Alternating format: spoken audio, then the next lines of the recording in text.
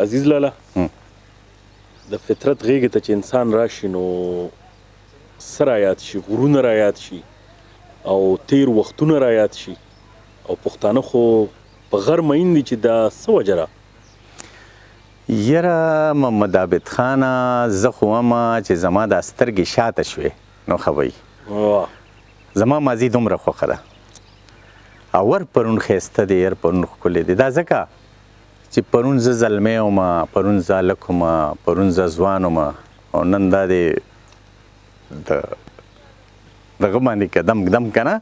نو دا ځکه دا ماضي ډېره ښایسته بنده ته ښکاري او دا شاعري هم د ماضي نه راخلي څه چې په تیر شوي نو ډېره شاعري پکې د هغه نو زه به درته چې په غرونو کې مې شپه شي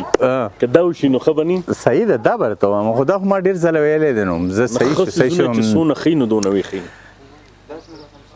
چې هغه رانه خفه شي شاعري مې رنګینه شي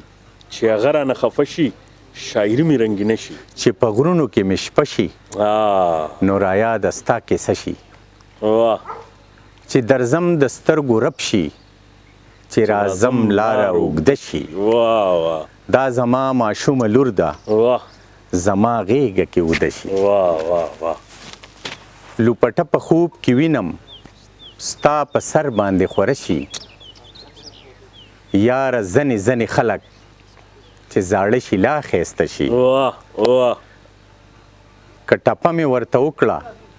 پنجابی به پښتنه شي او تماشه شي لیونی چې د عزیز په تماشه شي ډېره مننه ستاسو